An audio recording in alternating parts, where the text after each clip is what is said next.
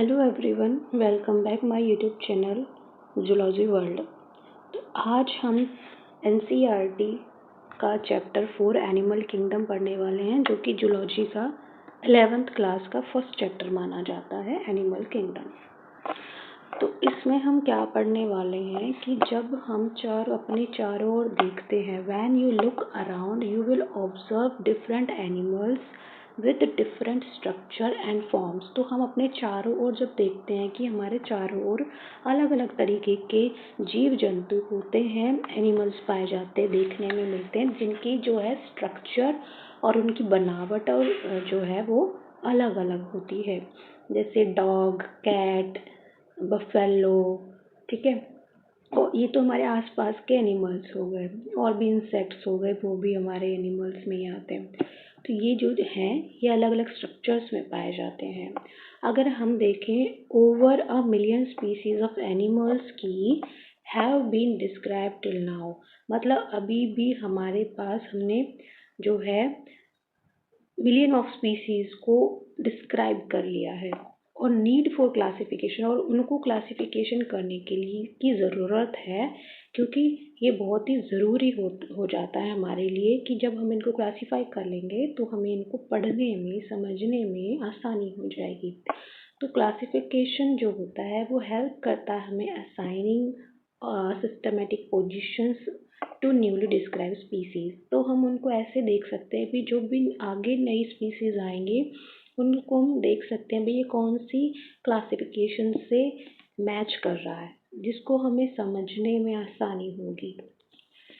उसके आगे हम पढ़ते हैं बेसिस ऑफ क्लासिफिकेशन। क्लासिफिकेशन का मतलब क्या होता है, बेस क्या है इसका।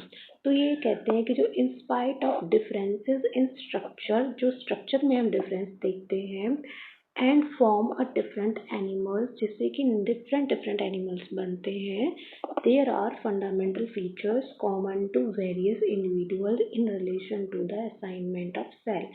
तो सेल्स का जो एक रिलेशन है किसी भी इंडिविजुअल में, और दूसरे जो फंडामेंटल फीचर्स होते हैं वो कॉमन होते हैं, और अलग अलग इंडिविजुअल्स में कॉमन देखने को मिलते हैं, जैसे सेल का काम होता है, और बॉडी की सिमेट्री जो होती है, नेचर का सीलोम जो होता है।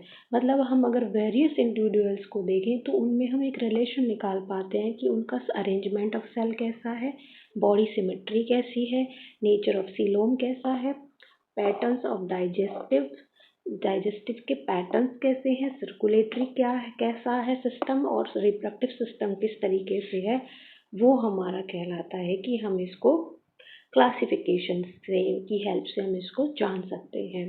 अब इसको हम यहाँ पर अंडरलाइन तो हमने कर लिया, हम इसको हाईलाइट भी कर सकते हैं, क्योंकि हमें क्या होता है, तो ये फंडामेंटल फीचर्स होते हैं, कॉमन फीचर्स होते हैं to various individuals in relation to the arrangement of cell, body symmetry, nature of coelom, patterns of digestive, circulatory and reproductive system. इन सब सिस्टम्स, इन सब चीज़ों की वजह से हम इनमें रिलेशन निकाल सकते हैं। तो ये जो फीचर्स होते हैं वो यूज्ड होते हैं as a basis of animal classification के बेसिस के लिए। तो ये हमारे क्लासिफिकेशन के बेस होते हैं कि हम उनको कैसे क्लासीफाई कर सकते हैं, इन चीज़ों के बेसिस पर हम उसको चीज़ों को जो है एनिमल्स हैं उनको क्लासीफाई कर सकते हैं। अब हम बात करते हैं लेवल ऑफ ऑर्गेनाइजेशन की। भाई उनका ऑर्गेनाइजेशन कैसा है एनिमल्स का। तो अभी हम एनिमल किंगडम पढ़ रहे हैं, तो हम एनिमल्स के ही ऑर्गेनाइजेशन की बात करते हैं यहाँ पर। Thought all members of Animalia are multicellular. तो हमें पता ही है कि जो एनिमेलिया के जितने भी मेंबर्स होते हैं वो मल्टी सेलुलर होते हैं। All of them do not exhibit the same patterns of organization of cell. और ये हम कहते हैं कि भाई सभी, ऐसा नहीं है कि सभी का एक ही सेम पैटर्न होगा। तो हम कह सकते हैं भाई ऑर्गेनाइजेशन ऑफ सेल का जो पैटर्न होता है सारे एनिमल्स में सेम नहीं होता। जैसे कि अगर हम स्पॉन्जीज की बात करें तो इनका जो सेल अरेंजमेंट होता है वो लूज सेल एग्रीगेशन होता है, यानी कि they exhibit cellular level of organisation, यानी कि सिर्फ ये सेल से ही इनका ऑर्गेनाइजेशन होता है। आते तो ये भी एनिमल्स में ही है, लेकिन ऐसा नहीं है कि इनका जो है सब में पैटर्न सेम होगा। इनमें कहते हैं इनका लूज सेल एग्रीगेशन है। Some division of labour activities occurring among the cell. तो जब एक्टिविटीज हो रही होती हैं तो कुछ सेल के डिवीजन होते हैं, ठीक है। अगर हम सिलेंट्रेट्स की बात करें, इन सिलेंट्रेट्स जो अरेंजमेंट ऑफ सेल होता है वो बहुत ही कॉम्प्लेक्स तरीके से बना होता है। Here the cell performing the same function, जहाँ पर सेल जो है वो सेम काम करेगा, आर अरेंज इनटू टिश्यू, और टिश्यूज में अरेंज होगा। यानी कि सेल जो होते हैं, जो अगर वो सेम काम कर रहे हैं, बहुत सारे सेल मिल करके, तो वो किस में कन्वर्ट हो जाते हैं, वो एक टिश्यू बना लेते हैं। इसको हम कहते हैं टिश्यू लेवल ऑफ ऑर्गेनाइजेशन। एक हो गया हमारा सेलुलर लेवल ऑफ ऑर्गेनाइजेशन, ठीक है। एक हो गया हमारा टिश्यू लेवल ऑफ ऑर्गेनाइजेशन जिसमें कि सिलेंट्रेट्स आते हैं। सेलुलर में जैसे कि स्पॉन्जीज आ गई। अब हम बात करते हैं जो हायर लेवल की ऑर्गेनाइजेशन होती है जिसको कहते हैं organ level of organization. Organ level जो होता है वो मेंबर्स ऑफ प्लैटीहेल्मिन्थेस और अदर हायर जो फाइला होते हैं जिनके पास टिश्यू ग्रुप में होते हैं और जो ऑर्गन बनाते हैं मिल करके, वो जो है हमारे ऑर्गन लेवल ऑफ ऑर्गेनाइजेशन में आते हैं।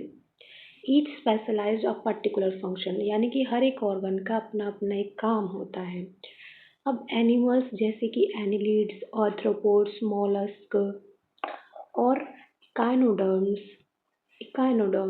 कॉर्डेट्स, ये organs have associate to form function system. तो इनके पास ऑर्गन होते हैं जिससे कि एक सिस्टम, फंक्शनल सिस्टम की फॉर्म में काम करते हैं। हर एक सिस्टम के पास एक साइकोलॉजिकल फंक्शन होता है, स्पेसिफिक साइकोलॉजिकल फंक्शन होता है। इस पैटर्न को हम बोलते हैं organ system level of organization. तो ये हमने बता दिया organ system level of organization क्या है। उसके बाद अगर हम आगे चले तो organ system in different group of animals exhibit various pattern of complexities. यानी कि अगर हम देखें भी ऑर्गन सिस्टम में अलग अलग एनिमल्स के जो ग्रुप होते हैं, उनके जो ऑर्गन सिस्टम्स होते हैं वो अलग अलग पैटर्न दिखाते हैं, कॉम्प्लेक्सिटीज दिखाते हैं। जैसे कि अगर हम बात करते हैं कि डाइजेस्टिव सिस्टम प्लैटीहेल्मिन्थेस में अगर हम देखें तो इसमें सिर्फ सिंगल ओपनिंग होती है और आउटसाइड ऑफ द बॉडी की तरफ, जिसमें कि बोथ माउथ और एनस आते हैं। यानी कि एक ही ओपनिंग रहेगी भाई, एक ही तरफ से एंटर होगा और एक तरफ से बाहर जाएगा। माउथ से चीज़ एंटर होगी, एनस से वो मटेरियल बाहर जाएगा। इसको हम कहते हैं इनकम्प्लीट डाइजेस्टिव सिस्टम, यानी कि सिंगल ओपनिंग, इसमें और भी कुछ और नहीं है। अ कंप्लीट डाइजेस्टिव सिस्टम जो होता है, एक तो इनकम्प्लीट हो गया, एक होता है कंप्लीट डाइजेस्टिव सिस्टम जिसमें कि दो ओपनिंग्स होती हैं, माउथ और एनस की। ये एक बात कह रहा है, अगर आपको समझ नहीं आया है तो ये समझाने की कोशिश कर रहा है कि जो माउथ और एनस होता है उसकी सिर्फ एक ही ओपनिंग होगी, सिंगल ओपनिंग होगी वो, यानी कि उसमें प्लैटीहेल्मिन्थेस के पास एक सिंगल ओपनिंग होती है डाइजेस्टिव सिस्टम में, माउथ भी वही होता है, एनस भी वही होता है। इसको हम इनकम्प्लीट सिस्टम कहते हैं, डाइजेस्टिव सिस्टम कहते हैं। अगर हम बात करें कंप्लीट डाइजेस्टिव सिस्टम की तो ये इसमें दो ओपनिंग्स होती है, माउथ और एनस में, ठीक है। ऐसे ही अगर हम बात करेंगे सर्कुलेटरी सिस्टम की, तो सर्कुलेटरी सिस्टम में भी दो टाइप के सिस्टम्स होते हैं, ओपन एंड क्लोज्ड। ओपन में वो ब्लड जो पंप होता है out of the heart and cells and tissues are directly bath in it. यानी कि ओपन में जिसमें कि ब्लड पंप जो होता है हार्ट के बाहर जाएगा और जो जितने भी सेल्स और टिश्यूज होंगे वो उसमें ब्लड में नहाती रहेंगी, मतलब बाथ रहेंगे, यानी उसमें फिल रहेंगी, सेल्स और टिश्यूज सारे ब्लड में रहेंगे। क्लोज टाइप की अगर हम बात करते हैं तो इसमें ब्लड जो होता है वो सर्कुलेट होता है वेसल्स की सीरीज में, varying diameters, arteries, vein, capillaries यानी कि आर्टरी का डायमीटर अलग होगा, वेन का डायमीटर अलग होता है, कैपिलरी बहुत ही पतली होती है। तो ये एक सीरीज़ बनाती है वेसल्स की, जिसमें ब्लड हमारा सर्कुलेट होता है। ब्लड ओपनली सर्कुलेट नहीं होता, ब्लड में इसमें क्या होता है, सीरीज़ होती है। तो ये हमारा हो गया क्लोज टाइप सर्कुलेटरी सिस्टम। अब हम आगे बात करें सिमेट्री की, भाई कैसे सिमेट्री होती है एनिमल्स में। तो लोअर एनिमल्स से हम हायर एनिमल्स की अगर हम बात करें तो इनमें अलग अलग सिमेट्रीज पाई जाती हैं। जैसे कि animal can be categorize into basis of their symmetry. इसमें दिया हुआ है स्पॉन्जीज। स्पॉन्जीज जो होते हैं वो एसिमेट्रिकल होते हैं। That is any plane of passes through the centre do not divide them into equal halves. तो ये कह रहा है कि ये अच्छे से मतलब पूरी तरह से डिवाइड नहीं होता इक्वल चीज़ों में, तो ये एसिमेट्रिकल होते हैं स्पॉन्जीज, ठीक है। और आगे इन्होंने बताया हुआ है कि जब किसी भी प्लेन से पासिंग करते हैं, किसी भी प्लेन को पासिंग करते हैं, सेंट्रल एक्सिस से बॉडी को डिवाइड करते हैं, तो वो दो आइडेंटिकल हैवल्स में कट जाती है। दोनों तरफ सेम सेम हिस्सा आता है एनिमल का, तो उसको कहते हैं रेडियल सिमेट्री। रेडियल सिमेट्री जो होती है वो देखने को मिलती है सिलेंट्रेट्स, टिनोफोर्स, इकानोडर्म्स। तो इनके पास क्या होती है, रेडियल सिमेट्री होती है। अभी इसको हम फिर से हाईलाइट कर लेते हैं कि रेडियल सिमेट्री जो होती है उसमें दो आइडेंटिकल हैवल्स बनते हैं, जैसे कि सिलेंट्रेट्स, टिनोफोर, इकाइनोडर्म्स, ठीक है।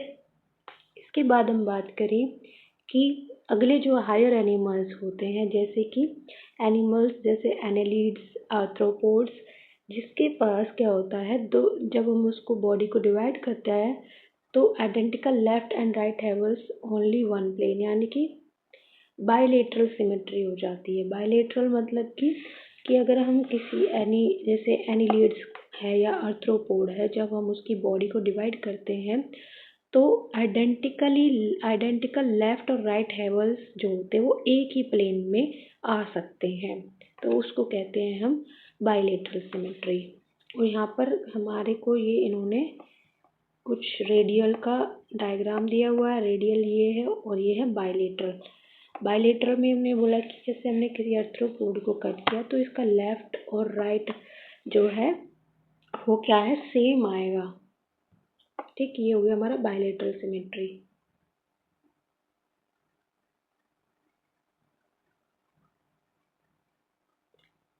और हम रेडियल सिमेट्री को क्या कर रहे थे, रेडियल सिमेट्री को हम क्या कर रहे थे, दो आइडेंटिकल ऑर्गेनाइजेशन में काट रहे, लेकिन उसको सेंटर एक्सिस से काट रहे थे, ठीक है। पासिंग करा रहे थे किसी भी प्लेन से, अगर उसको पास कराएंगे तो सेंट्रल एक्सिस से, तो वो दो आइडेंटिकल्स में बांटेगा। लेकिन जो बायलेटरल होता है उसको हम लेफ्ट और राइट से ही के उसमें ही काट सकते हैं। उसके बाद आते हैं हम डिप्लोब्लास्टिक और ट्रिप्लोब्लास्टिक ऑर्गेनाइजेशन। तो अभी हम सब चीज़ें क्या देख रहे हैं, एनिमल्स को क्लासीफाई कर रहे हैं। तो एनिमल्स को हम उनके सीलोम की हेल्प से, सीलोम या फिर हम इनकी जो है लेयर्स जो होती हैं एनिमल्स के अंदर, एम्ब्रियोनिक लेयर्स जो होती हैं, उनके बिहाफ पर हम उनको कैसे क्लासीफाई करते हैं वो ये चीज़ बता रहे हैं। तो डिप्लोब्लास्टिक और ट्रिप्लोब्लास्टिक ऑर्गेनाइजेशन क्या होता है, तो एनिमल्स जो जिनके पास सेल के पास जो है दो एम्ब्रियोनिक लेयर्स होती हैं और एक्सटर्नल एक्टोडर्म और इंटरनल एंडोडर्म होते हैं, उसको हम कहते हैं डिप्लोब्लास्टिक एनिमल्स, जैसे कि सिलेंट्रेट्स। तो हम क्या कहते हैं कि जो एक्सटर्नल एक्टोडर्म होता है, जो इंटरनल एंडोडर्म होता है, वो एक डिप्लोब्लास्टिक एनिमल्स बनाते हैं, उसको कहते हैं डिप्लोब्लास्टिक एनिमल। जैसे सिलेंट्रेट्स में दो लेयर्स होती हैं, बाहर वाली एक्टोडर्म होती है और अंदर वाली एंडोडर्म होती है। And undifferentiated layers mesoglea present in between the ectoderm and endoderm. ये कह रहा है कि अगर एक लेयर दूसरी मतलब एक और लेयर आ जाए जो अनडिफरेंशिएटेड होती है, जिसको मीजोगिलिया कहते हैं, अगर वो इन दो लेयर्स के बीच में प्रेजेंट हो, यानी एक्टोडर्म और एंडोडर्म के बीच में प्रेजेंट होती है मीजोगिलिया, तो इसको हम क्या कहेंगे, ऐसे एनिमल्स को ट्रिप्लोब्लास्टिक एनिमल्स कहते हैं। तो ऐसे जो एनिमल्स होते हैं जिनकी डेवलपिंग एम्ब्रियोनिक डेवलपिंग में थर्ड जर्म लेयर आ जाती है जिसको मीजोडर्म कहते हैं, एक्टोडर्म और एंडोडर्म के बीच में आ जाती है उसको ट्रिप्लोब्लास्टिक एनिमल कहते हैं, जिसमें कि हमारे पास प्लैटीहेलमिन्थेस टू कॉर्डेट्स तक ये हमारे एनिमल्स होते हैं। तो ये चीज़ हमने अभी पढ़ी है। अब हम बात करते हैं इनके सीलोम की। सीलोम मतलब इनके बीच का कोई स्पेस, कैसे किस चीज़ में कोई स्पेस आता है, कैविटी बनती है या नहीं, कैविटी के प्रेजेंस और एब्सेंस के बेसिस पर इसको डिफाइन करते हैं। तो अब तक हमने जितने भी एनिमल्स के बारे में पढ़ा है उसको आप एक चार्ट पेपर में या किसी भी नोट्स में उसको ऐसे लिख सकते हैं कि ये एनिमल के पास ये फीचर है, ये फीचर नहीं है, तो उसको हम क्या करेंगे, ऐसे क्लासीफाई करेंगे। नीचे वैसे हमारे को उन्होंने टेबल भी दी हुई है तो हम वो भी डिस्कस करेंगे। तो अगर हम सीलोम की बात करें तो कैविटी, प्रेजेंस और absence of cavity between the body wall and the gut wall बहुत ही इम्पोर्टेंट होता है क्लासिफिकेशन करने के लिए ये, क्योंकि कोई भी है, मान लो हमारी जो गट है, हम ह्यूमंस की अगर हम बात करें तो हमारी प्रेजेंस और एब्सेंस ऑफ कैविटी जो होती है, यानी कि जो हमारी बॉडी है और जो हमारी गट है उसके बीच का जो स्पेस है उसके बीच में अगर कैविटी होती है तो वो अलग अलग तरीके से उनके नाम दिए हुए हैं। तो उन्होंने ऐसे बोला है कि जो बॉडी कैविटी है जो लाइन करती है बाय मीजोडर्म से उसको कहते हैं हम सीलोम। अगर हम मीजोडर्म की बात करें, मीजोडर्म क्या होता है, हमारा एक्टोडर्म और एंडोडर्म के बीच की लेयर जो होती है मीजोडर्म, अगर वहाँ से बॉडी कैविटी लाई करती है उसको हम सीलोम कहते हैं। Animals possess coelom are called coelomate. और ऐसे एनिमल जिनके पास ऐसा सीलोम होता है जो मीजोडर्म से लाई करता है उसको हम कहते हैं सीलोमेट्स। उन एनिमल्स को क्या कहेंगे, सीलोमेट्स। फिर उसके बाद जैसे इन्होंने एग्जाम्पल दिया हुआ है, एग्जाम्पल हमें दिया हुआ है इन्होंने एनिलिड्स का, मोलस्क का, आर्थ्रोपोड्स का, एकाइनोडर्म्स का, हेमिकॉर्डेट्स का और कॉर्डेट्स का। तो ये एनिलिड्स से अगर हम कॉर्डेट्स की तरफ जाते हैं, जितने भी एनिमल्स इसमें आते हैं उनके पास क्या होती है, सीलोम होते हैं, और ऐसे एनिमल्स जो होते हैं वो सीलोमेट्स होते हैं। कुछ एनिमल्स के पास जो है मीजोडर्म से कोई भी बॉडी कैविटी नहीं निकलती, इंस्टेड द जो मीजोडर्म होती है वो प्रेजेंट होती है, लेकिन वो पाउचेज में होती है, यानी कि एक्टोडर्म और एंडोडर्म के बीच में कुछ स्कैटर्ड पाउचेज होते हैं, पूरी तरह से मीजोडर्म प्रेजेंट नहीं होती है, मतलब मीजोडर्म से वो लाई करती ही नहीं है, तो वो एक पाउचेज में बट जाती है। ऐसी बॉडी कैविटी को हम कहते हैं सूडोसीलोम्स, यानी कि एक झूठे तरीके का उन्होंने कुछ कैविटी बना दी, ऐसा वो दिखाई देने लगता है। सूडोसीलोम्स जो होते हैं उनमें क्या होता है, उसको उस एनिमल्स जो जिनके अंदर सूडोसीलोमेट्स होते हैं उनको, जो उन एनिमल्स को सूडोसीलोमेट्स कहते हैं, ठीक है। तो ऐसे एनिमल्स जो सूडोसीलोमेट्स एनिमल्स होते हैं जिनके पास सूडोसीलोम्स होती है, यानी कि सीलोम जो होता है वो मीजोडर्म से डायरेक्टली पास नहीं दिखाई देता, मीजोडर्म वहाँ पर प्रेजेंट होती है पाउचेस की फॉर्म में, जैसे कि एस्क्लेमेंटीज, ये हमारा एक एग्जाम्पल है। अगर हम बात करें एनिमल्स जिसमें कि बॉडी कैविटी एब्सेंट होती है उसको हम कहते हैं एसिलोमेट्स, यानी कि जैसे प्लैटीहेलमिन्थेस होते हैं उनके पास कोई कैविटी ही नहीं होती है, बॉडी कैविटी ही नहीं होती है, तो ये हमारे प्लैटीहेलमिन्थेस आ गए, ठीक है। तो यहाँ तक हमने ये चीज़ें पढ़ ली। उसके बाद हम देखते हैं सेगमेंटेशन, नोटोकॉर्ड। फिर हम इन एनिमल्स का क्लासिफिकेशन करेंगे, मतलब कि एक एक एनिमल को लेंगे जो जिस भी क्लास में आता है उसको, फिर हम ये सारी चीज़ें उनमें समराइज करेंगे।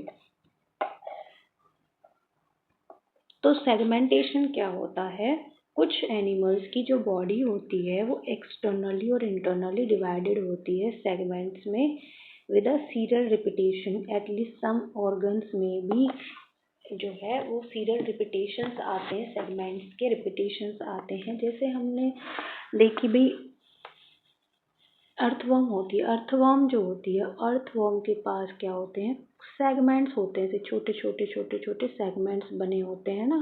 आपने अगर अर्थवर्म देखी होगी तो बॉडी इनकी जो पैटर्न होता है, अगर वो इक्वल सेगमेंट्स में कट होते हैं, सेगमेंट्स दिखाई देते हैं अर्थवर्म्स में, जितने भी अर्थवर्म्स होते हैं, तो इन पैटर्न्स को कहते हैं मेटामेरिक सेगमेंटेशन, और इस फिनोमिना को कहते हैं मेटामेरिस्टिज्म। ठीक है। उसके बाद हम बात करें नोटोकॉर्ड की, तो नोटोकॉर्ड जो होता है वो मेसोडर्मली ड्राइव होता है, रॉड लाइक स्ट्रक्चर फॉर्म होता है on the dorsal side during embryonic development in some animals. यानी कि जब कुछ एनिमल्स का जब एम्ब्रियोनिक स्टेज होती है तो जो उनकी मेसोडर्मल का जो लेयर होती है मेसोडर्मल की, तो वहाँ से एक रॉड लाइक स्ट्रक्चर निकलता है डोर्सल साइड की तरफ, उसको हम कहते हैं नोटोकॉर्ड। एनिमल जिनके पास ये नोटोकॉर्ड होती है उनको कॉर्डेट्स कहेंगे। ठीक है।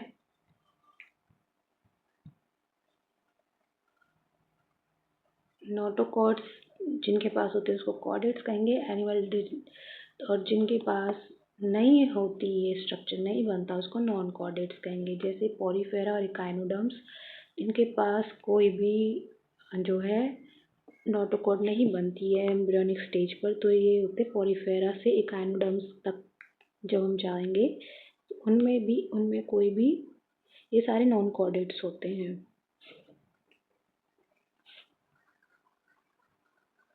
इसके बाद यहाँ पर क्लासिफिकेशन ऑफ एनिमल्स दिया हुआ है, जो हमने बताया कि भाई हमें यहाँ पर एक स्ट्रक्चर दिया जाएगा, एक टेबल दी जाएगी, जिससे कि हम थोड़ा आसानी से इन चीज़ों को समझ सकते हैं।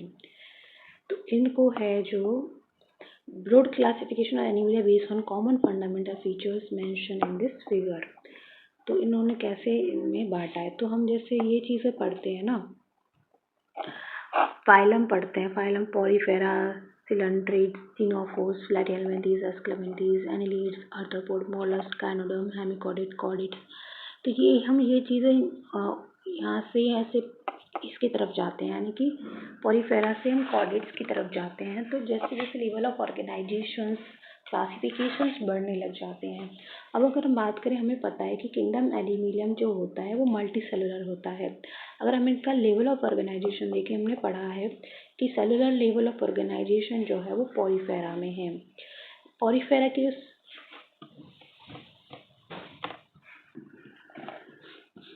उसके बाद जो इनमें सिमेट्री जो होती है वो मोस्टली एसिमेट्रिकल फॉर्म में देखने को मिलती है।